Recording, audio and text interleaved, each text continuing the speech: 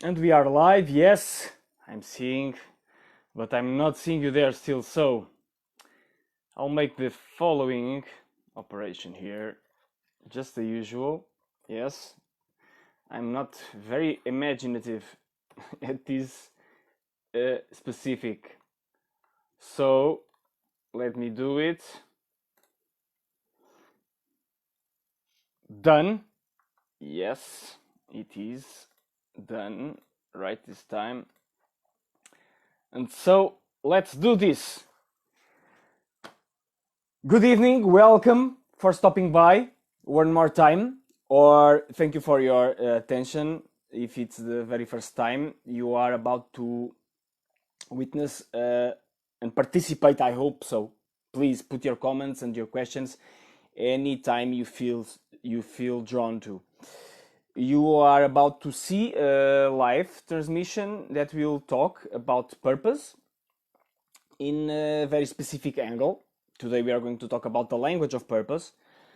Past lives, I've been addressing the issue of living our own life purpose as individuals and in organizations context in a way that is multi point of view, so to speak, in order for us to unleash, to unravel, to reveal different hidden perspectives and reaches that really create our own life purpose, because we as human beings are very, very rich and dimensional, multidimensional beings. We are even beyond the human dimension, in my perspective and experience also. So we feel really the need to ever deeply and broader develop ourselves and to find ever more ways of conveying and living the magic that we are, that can be expressed with words. And that takes us to the point that I was about to make, the point that when we think about language, the point I want to start this transmission around language of purpose really is, when we think about language, we think about a given set or a given system of communication, of conveying meaning using words. That's the typical definition of it. And then we went into linguistics, which is the science branch, which deals with the purpose in the speech type of perspective. Yes, and of course we can use the speech to express our own purpose, and it's very much useful, practical, and human way of doing so. And I'm seeing you, Julieta. We had a little exchange some minutes ago around ways of seeing or not seeing purpose. I was teasing a little bit about the communities that we can have to quarantine ourselves, according to your post.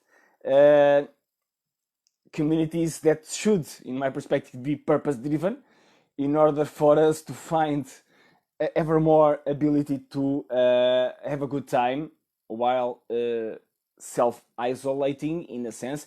Well, in that sense, it was the idea that you bring about. It was not self-isolating. It was like a tribe type of isolation.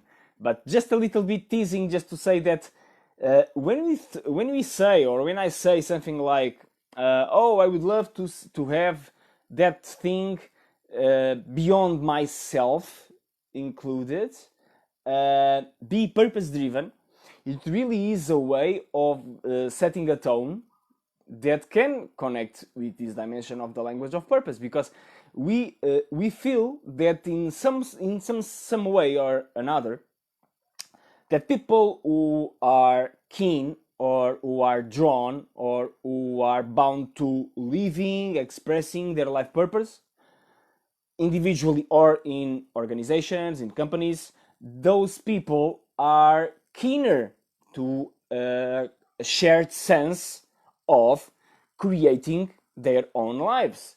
Because, according to our definition, as we've seen in past lives, if we are striving, all people involved, to be ever more truthfully in expression of our own selves, so as such, we are naturally bounded to a common set of worldviews, in a sense, that are different from people to people, for sure, of course, no doubt about it. But beyond those differences of expression, they are bound by a single thread, by a common ground that really unites us all, I believe.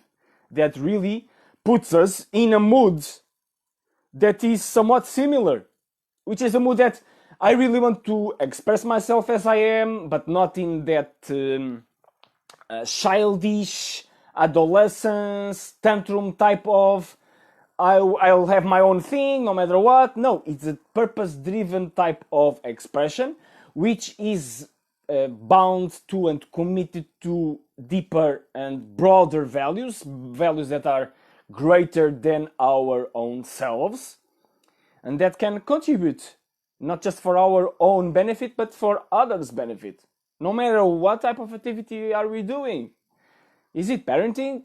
Is it having fun at the beach? Is it working in a balcony or in an office or in a cornfield, whatever, in a house doing teleworking, whatever, doesn't matter. The common ground is how can I fully communicate in ever more mutual and reciprocal ways that express my own authenticity, our own truthfulness. Yes, that's the thing that is being talked about. And of course, that goes a long way beyond just using speech. And we have the expression of a new branch, new in a sense, but of a knowledge branch, of a human expression branch that we call body language, which is in a sense new as such, not so many decades ago that branch of knowledge arose, because there are many branches of knowledge in the human development space that are really refurbishments.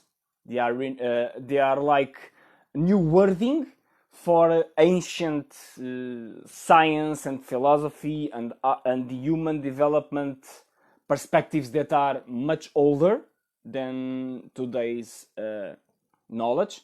But body language appears to be not quite so translatable into historical terms. It seems to be a really a new branch of knowledge.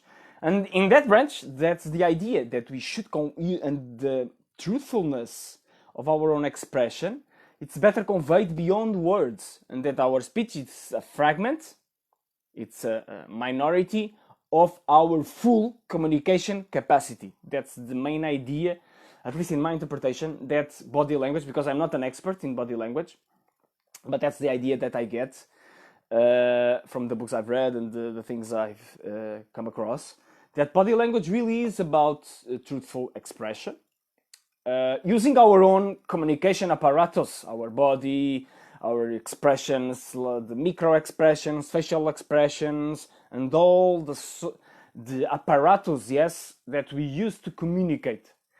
And some minutes before I start this live, I was seeing a news with a CEO that remind me a meeting that I had with that very same person some 8 years ago. Yes, and 7 or 8 years, I believe 7, not 8, 7 years ago, and that I was made me laugh because it was somewhat funny reunion, and very rich meeting in terms of that fullness of language and communication, and that I tend to see it as purpose driven from one side and more power driven from the other side. And I tend to see myself, of course, in the purpose-driven side. So, and that reunion was quite funny because I was noticing several patterns around it, around precisely this false dichotomy, but that in a way it can reveal itself in practice like as such, this power versus purpose, and we've talked about it in other Facebook lives, I believe in Portuguese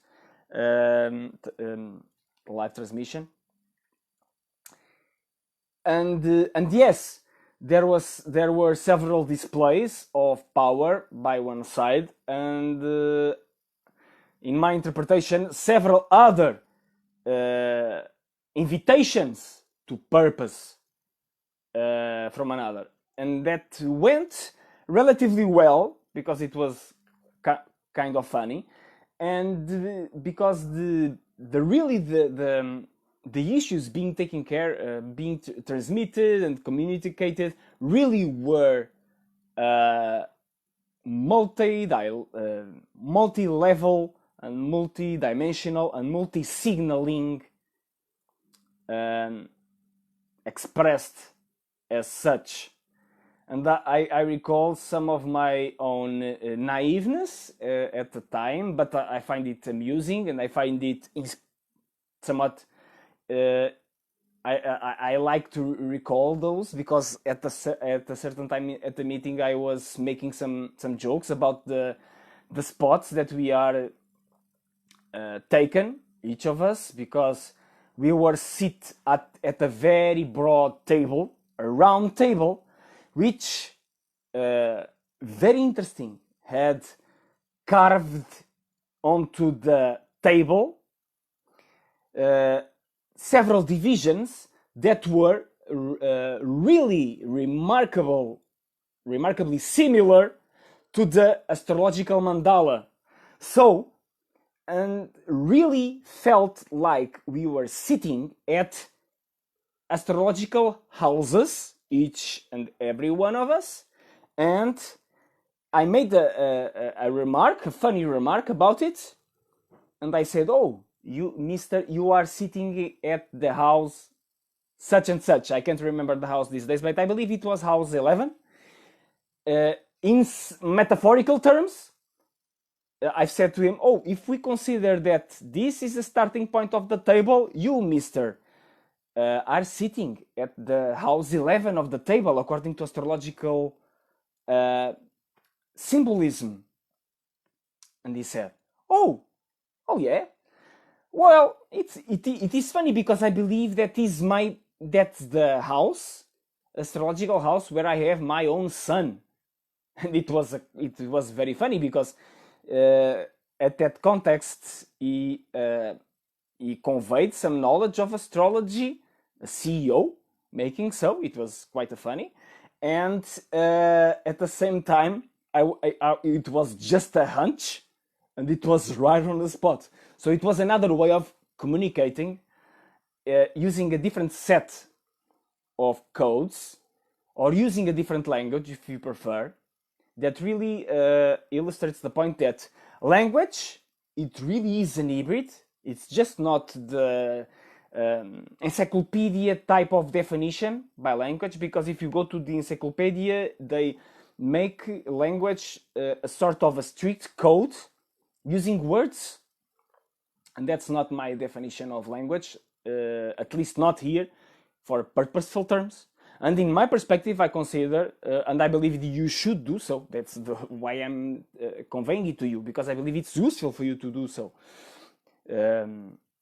Beyond the word coding, we can consider many branches of language as such, as ways to convey ourselves, to share ourselves more truthfully, and to really add some nuances, to add some context, to add some meaning, some storytelling, some added humanity to our interactions. And there are so many codes that allow that to happen. And we know especially that when we are in love by something or by someone, we tend to really communicate things in much richer terms. We use music, and then we use gifts or memories about stories that went so and so, and then we remember the context of it, the place we are having, the stories that we are told one another, and so on and so on. And that reminds us that really you can use many ways of conveying meaning, which is the queen of purpose, as I've been stressing in these several lives. Meaning really is the queen of purpose, is the master discipline that allows us to unravel our own sense of uniqueness, our own sense of making sense of what we are trying to achieve, or what we are searching for, or what we are trying to create from the ground up, or to continue until consummation. And for that, everything can be used. You can use astrology, you can use music, a wonderful language of conveying meaning. You can use art, you can use painting, sculpture, architecture. Of course, every dimension of human endeavor can be seen as participating in an open system of communicating our own truthful expression. So we can't go beyond the given set of language as speech, like now I'm speaking in English, agora estou a falar em português, and then I can speak in another language, and all of those speech-driven languages are all the only things. No, of course not. So, we can communicate with an ample, broad of signs that really convey our own truthfulness and put us in a mood to be and to understand and be understood by others, for sure. And of course, we tend to suit those expressions, those language codings and codifications to the context that we are living. Of course, if you are having a romantic dinner, you have some sort of behavior. If you are drinking beer with a friend in a esplanada, you have another. If you have a talk with your kid or your parent, you have another. And it's really a game. It's a game for us to play. A wonderful game that we can play.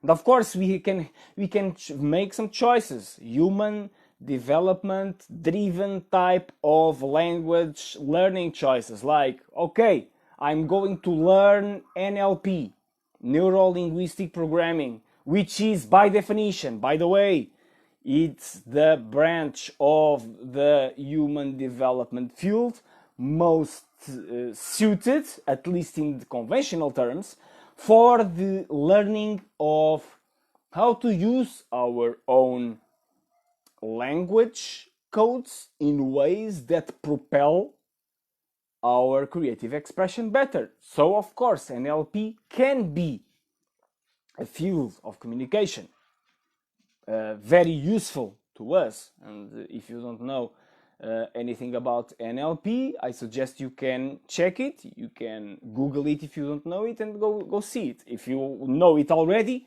then you know that many of the prescriptives and suggestions, not only on NLP as such, but in coaching and in mentoring and in training at the space these days, at the space of self-help, are really driven and really influenced by NLP, for sure. But then you can sense it, and you can reflect it and you can see it very remarkable similarities with other languages, like and more ancient languages like astrology. For instance, I believe NLP and astrology have quite in common. Of course, there are different type of context and field expressions, because astrology is a sort of a cosmic language, so to speak, or not so to speak, because if we can derive meaning directly from the positions of astros and cosmic bodies, celestial bodies, then we can really have a way of communicating. And to an expert in astrology, or to the advanced student, or even to the most common student, if I say that Venus in my natal chart is my Venus squares Mars, Venus in house 10 in Scorpio squares Mars in house 8 in Leo, they can unravel a whole lot of meanings. Some of them more correct than others, or maybe my perspective as such, but we can unravel those. And I'll see your question now. Julieta, question or comment? It is a comment. I like to think of communication as a manifestation of energy, which comes in many forms. Sometimes energy itself. Maybe too much of a romanticized view of language, but gotta love the way all living things connect, for sure. I agree with you. I agree. I believe you already know that at this time, that of course I agree with you. Really communication is a manifestation of energy. I really agree with that. That comes in many forms, for sure, and that's what I'm trying to convey here. The only remark I will like to make is the conventional definition of language is a set system of communication. And in order for us to be understood by one another, we can't abandon the systemic dimension altogether. But we can, and we must, have a balance between the common grounds, the common elements, the common rules of speech, of expressing in that very same system, with our own uniqueness, with our own magic singularity that each and every one of us has. And I believe that's embedded in your comment. I believe so. No, I believe no romanticize, because if we think in other non-scientifically proved systems of communication as such, not in the sense of the coding, the base coding, but in the sense of the medium of communication, like telepathy, for instance, then for sure energy is king, or is the king that matches the queen of the meaning, because we get the energy and we derive some sort of meaning by what that energy makes us feel, by our intuitions or gut instincts around what that energy unleashes when enters into our own awareness field. And this, I believe, this connects very well with the idea that I want to stress on the astrological interpretation example that I was giving, and which is this: many people tend to have set interpretations around life meanings arising from those systems of interpretation, like astrology. And one of those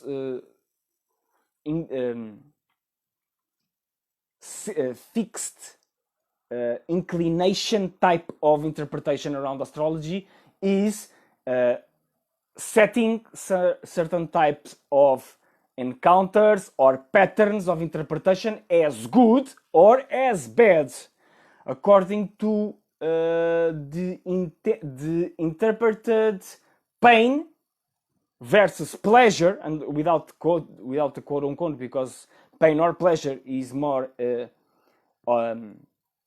specific as example. We can all understand what is pain and what is pleasure. And just to say this, because Venus squares Mars, just to begin that example, just using that example, that Venus squaring Mars, it really amounts to not having the same effect on every people who has the aspect. Because according to ancient science and to spiritual science, we know that really depends about our own state of being, beyond our own level of understanding and of our awareness or consciousness. That is the main causative or causality determinant for us to have one sort of impact or another into our lives.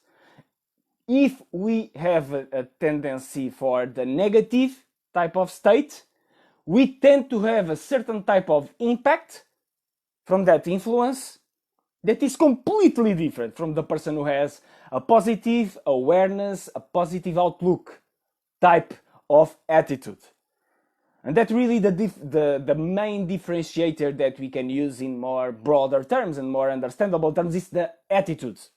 If we have a certain type of attitude, the very same effect or the very same force combination, if you prefer, around our life situation, what happened, what they say to us, we can have a completely different interpretation from the very same wording other people say to us. For instance, moving outside the astrological realm of interpreting astrological aspects, because Venus square Mars can really amount to some sort of tension between the feminine side of life versus the masculine side of life, or if you prefer in psychological terms, between the conservation values type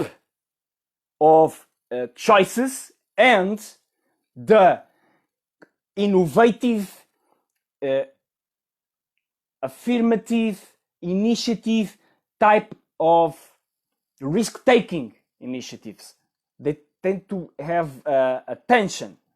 And that tension can be quite an energizer on a person which has a positive outlook on life, because from that tension produces energy that can be used to propel us forward, in a sense, if we know how to fix it onto a point.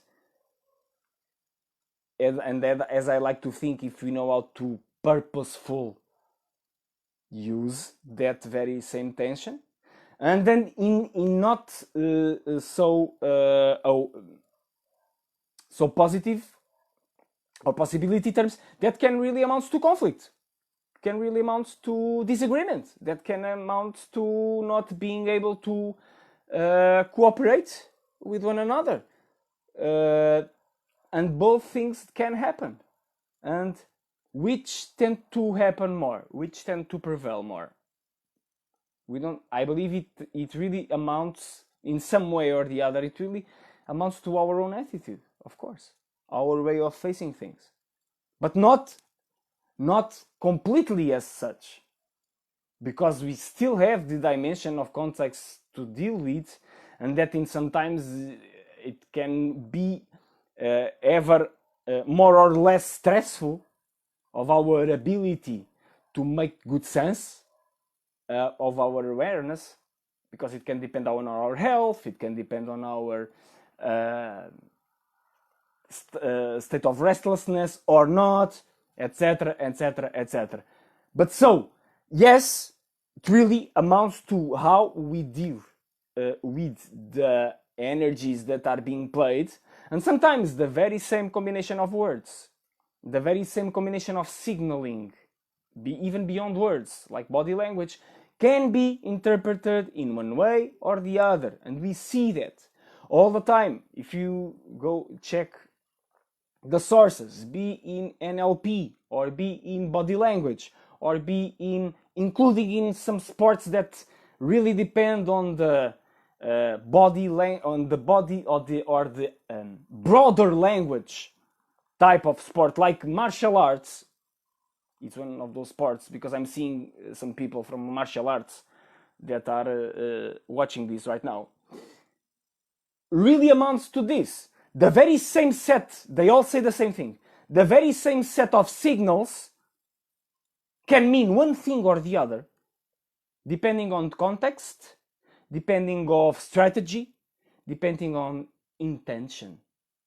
And so, we can't fix, like in 10 Commandments set in stone tables, this means this, and that means that, and that means... No, we must dance with those meanings, with those signs, with those systems, or with that system in specific that is being activated upon, and then it will reveal itself to us.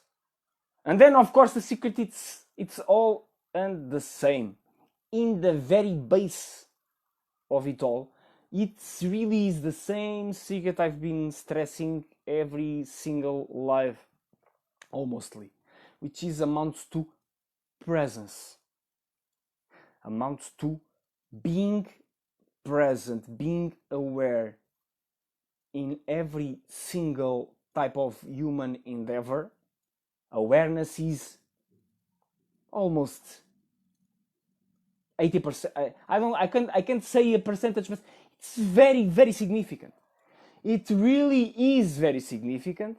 And if we are aware, and if we allow our own intuition, our own instinct, our own synthetical ability to understand what happened and bring forth, and let the response use us to express itself to the best of our ability, then things will go just fine. Because in one way or the other, we will have some sort of results, yes. And if we have a certain type of attitude, we can make it a success anyway. Because either I win or either I learn, in any way it is a victory. Yes. And even in harsher terms. And we see this very same idea expressed, and I'm going to stress it once more, in Bhagavad Gita, for instance.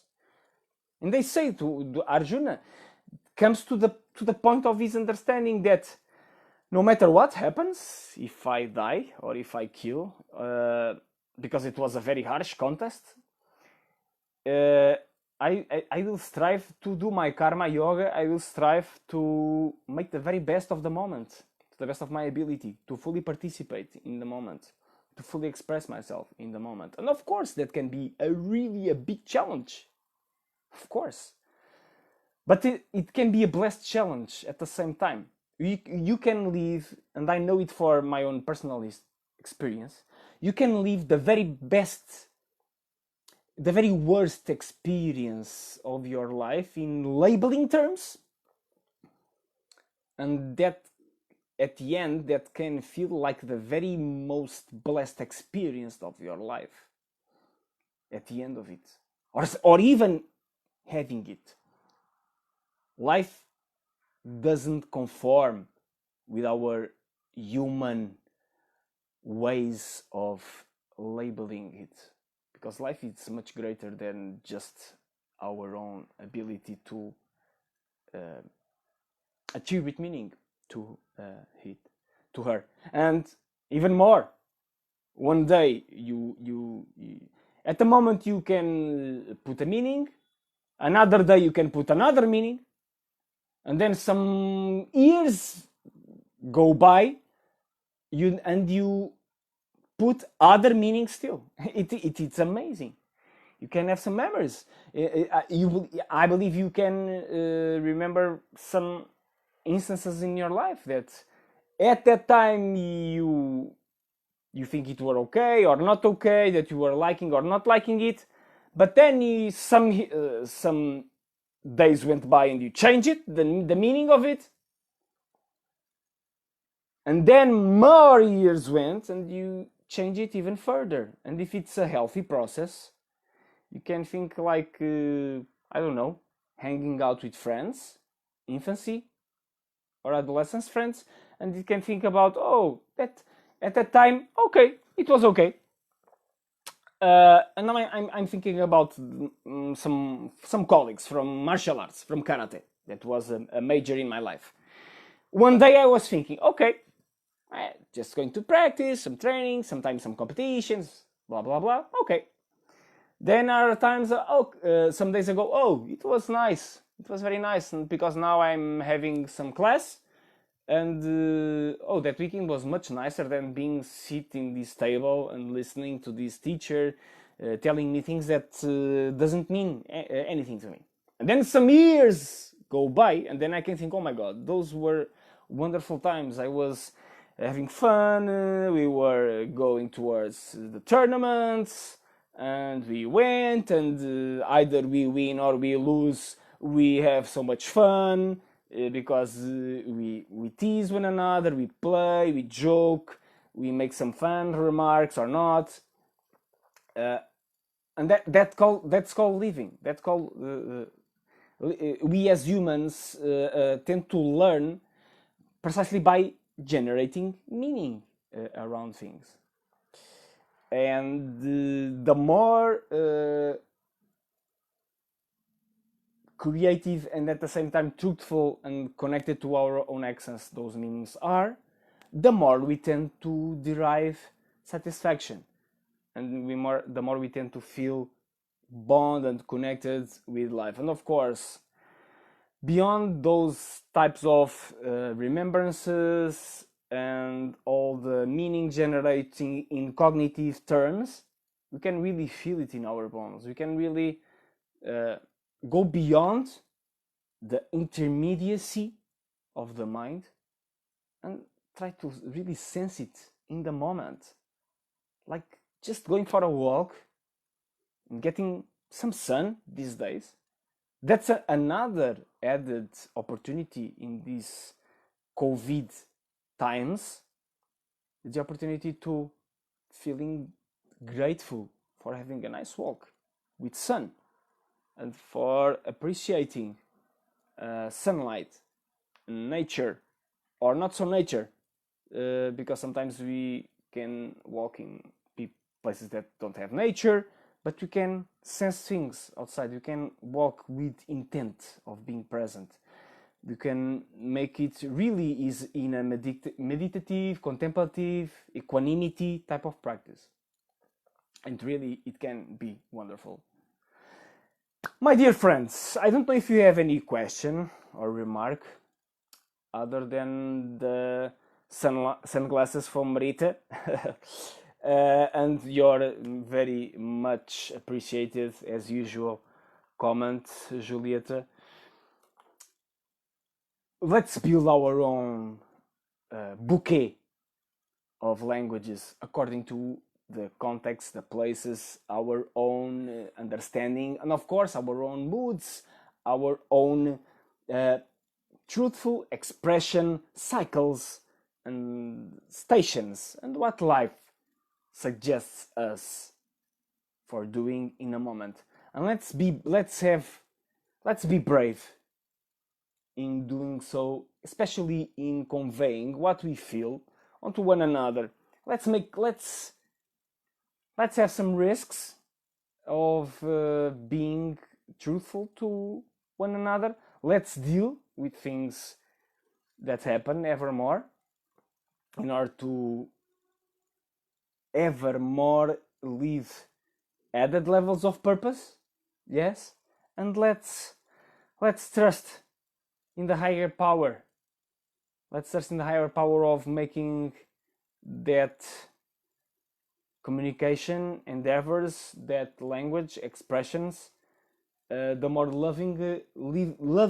the more lovingly and truthfully possible.